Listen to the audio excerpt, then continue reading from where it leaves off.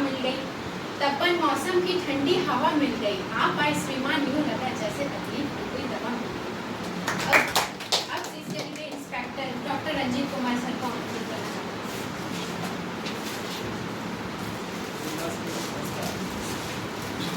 सभा में बहुमूल्य समय निकाल कर आए हमारे डीएसपी प्रदीप प्रणव जी एवं कोचिंग में आए विद्यार्थीगण को मैं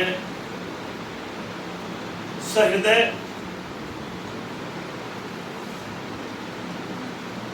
आप लोग को अग्रिम शुभकामनाएं देता हूं, ताकि आप भी आज जिस जगह में आपके विशिष्ट स्थिति आए हुए हैं वह मुकाम आप अख्तियार करके इस कोचिंग संस्थान की शोभा को आप विशिष्ट अतिथि के रूप में आकर बढ़ाएं। यह कोचिंग का सौभाग्य होगा। CUIS कोचिंग संस्थान के डायरेक्टर मेरे छोटे अनुज श्री शिपूजन जी को मैं विशेष आभार देना चाहूँगा, क्योंकि यह रामगढ़ जैसे छोटे शहर में भी IAS बनने की जो सारी फैसिलिटी कहे, सुविधाएं कहे तो दे सके। यह बहुत बहुमूल्य नहीं है कि हम दिल्ली में पढ़ते हैं या बनारस में पढ़ते हैं, इलाहाबाद में पढ़ते हैं। इस छोटे जगह में एक UPSC लेवल की कोचिंग संस्थान चलना यह हमारे लोगों के लिए गर्व की बात है। यहाँ हम बहुत सारे ऐसे परिवार से आते हैं जहाँ हम दिल्ली जाके नहीं पढ़ सकते, बनारस जाके नहीं पढ़ सकते, लेकिन हम यहाँ रह करके तैयारी कर सकते हैं और वह मुकाम हासिल किया जा सकता है। जैसे अभी शिवपूजन जी ने बताया कि एक गोविंद जायसवाल जी की जीवन यात्रा के बारे में, तो अगर मनुष्य ठान ले और उसमें दृढ़ इच्छा शक्ति हो तो वह पा सकता है। यह कोई बड़ी बात नहीं, बोलता है ना, लक्ष्य कोई बड़ा नहीं, जीता वही जो डरा नहीं। मैं अभी मेरा संबोधन किए CCL का इंस्पेक्टर हूँ। मेरी छोटी सी जीवन यात्रा है, मैं थोड़ा सा उसी पर मैं बताना चाहता हूँ कि मैं फौज में भर्ती हुआ तो एज ए कांस्टेबल भर्ती हुआ। मैं त्रिपुरा राइफल्स में फौज में भर्ती हुआ। मैं वर्ष 2000 से 2006 फौज में रहा। फौज में जाने के समय मैं छुट्टी पर से एक बार त्रिपुरा जा रहा था, तो असम में मुझे वो लैंडस्लाइड होता है तो रास्ते ब्लॉक हो जाते हैं। तो रास्ते ब्लॉक हो जाने के बाद क्या होता है, 3-4 दिन का फौज में क्या है कि आप गए और नियत समय पर आपको आना, और नहीं तो बीच रास्ते में आप जो टाइम आपका जो नहीं नियत समय पर पहुंच पाए तो आपका उचित कारण आपको देना। तो मैं जब वहां पहुंचा तो मुझसे पूछा गया कि आप 3 दिन लेट हैं। तो 3 दिन लेट है तो वो बताया, मैं बोला कि सर लैंडस्लाइड हो गया था, गाड़ियाँ आ नहीं रही थी, इसके चलते मैं नहीं आ सका। तो वहाँ पर नियम क्या है कि अगर लैंडस्लाइड हो गया तो वहाँ के थाने से लिखवाना है कि भाई लैंडस्लाइड इतना दिन गाड़ी अवरुद्ध रहा, मार्ग अवरुद्ध रहा, जिसके चलते नहीं। तो वो जो भी है, कैंप में मैं गया तो CO साहब ने मुझे वहाँ पनिशमेंट मिलता है अगर छुट्टी से ले गया तो वहाँ भी जेल होती है। और संयोग से मुझे 15 दिन क्वार्टर गार्ड, जिसको जेल ही कहते हैं आपको, तो मुझे 15 दिन क्वार्टर गार्ड दे दिया गया, मुझे जेल में। फिर मैं सोचा, वो मुझे नहीं बोलता है कि कोई अगर घटना घटती है तो उसका विपरीत रिएक्शन होता है। फिर मैं 6 साल के बाद सोचा कि यार मैं फौज का नौकरी करता हूँ, मैं आया छुट्टी घर से, मैंने नियत समय पर चला था लेकिन नहीं करा, लेकिन साहब ने मुझे दे दिया तो क्या करें। मेरे दिल में बेचैनी होने लगी। एक तो सुबह उठो और उठते के साथ ही दुश्मन, LMG, राइफल, यही सब करो। मेरा जीवन इसके लिए नहीं बना। मैं अपने में ये सोचा मैं कि नहीं मैं करूँगा, तो भाई करूँगा क्या, नौकरी छोड़ के जाऊँगा तो खाऊँगा क्या, ये भी तो मजबूरी है लोगों का। तो मैं क्या किया, मैं 6 साल के बाद पढ़ना शुरू किया तो छोटा मोटा पत्रिका लेके पढ़ना शुरू किया। तो रेलवे भर्ती बोर्ड निकाली थी, तो रेलवे भर्ती बोर्ड का एग्जाम दिया, मैं RPF में आ गया।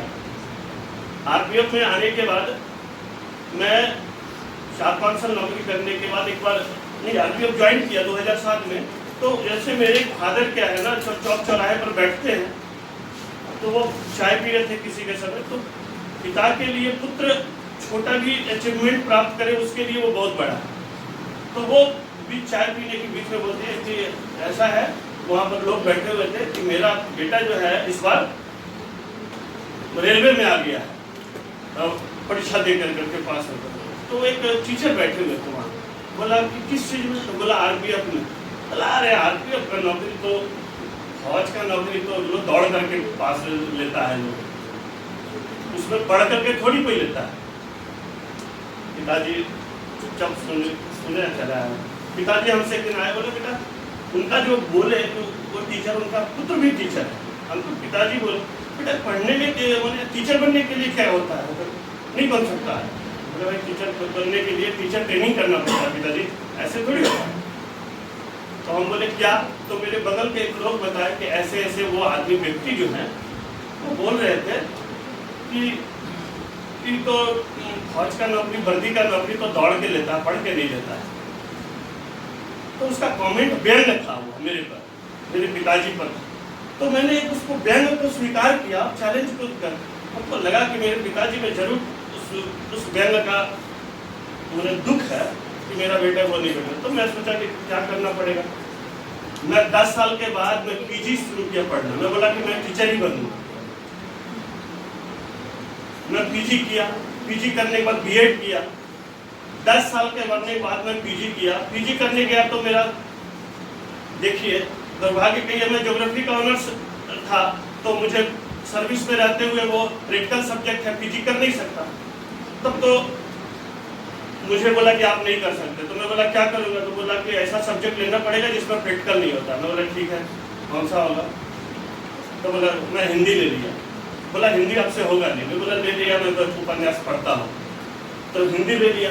हिंदी लेने के बाद जब मैं पढ़ा, हिंदी लेने के बाद फिर मुझे लगा वह आज मुझे भी था कि उनका पुत्र टीचर है और मैं भी टीचर बनकर दिखाऊंगा। मैं पीजी किया। पीजी करने के बाद मैं नेट निकाला। नेट निकालने के बाद मैं बोला कि वो टीचर है तो मैं विश्वविद्यालय का टीचर बनूंगा। और मैंने पीएचडी एंट्रेंस निकाला, फिर पीएचडी किया।